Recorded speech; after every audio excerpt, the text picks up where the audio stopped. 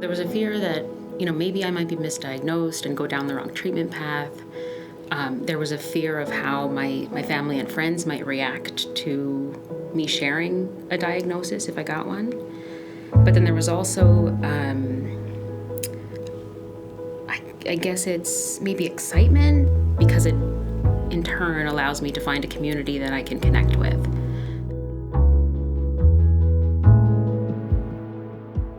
And they're being misdiagnosed with like ADHD, mood disorders, bipolar, and tried on multiple different medications, and nothing seems to work. And then they end up with me, and we kind of do this full battery to really kind of narrow down, is it autism? Is it autism in addition to anxiety, depression, and some of these other things? The office was welcoming to come into. They were well aware of, kind of the sensory needs, and the process itself was 4 meetings. The first was an intake meeting where Dr. Sui and I just got to know each other a little bit. The second session was a number of assessments, and those were surprising. I didn't expect to be doing puzzles, translating a storybook without words, and surprisingly, some of those things were difficult, and I didn't think they would be. The second assessment had to do more with like numbers and pattern recognition and language skills. Specifically, we are doing more of a comprehensive assessment in order to rule out multiple diagnoses.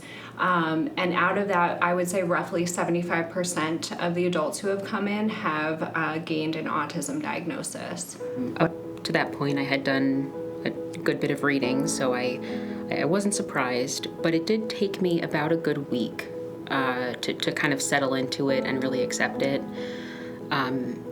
At the end of our conversation, she gave me a report, and I probably read that report 5 or 6 times just to see what Dr. Sui had observed that I was even missing about my own behaviors. It doesn't stop the day after your feedback session with me. You can call anytime, reach out anytime if there's anything you need clarification on, don't understand. I'm absolutely here and willing to have those conversations and want to know how you're making out, and after the diagnosis, what happens next. I want to be part of your stories. Personally, I have a lot of sensory needs, so something like a grocery store trip is really stressful and can get me dysregulated easily.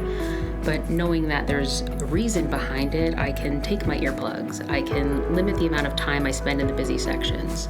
So it's really helped me kind of navigate my own challenges better. I feel free from guilt and maybe a little bit of shame and self-doubt and worry that I was different in a way that was just, unacceptable.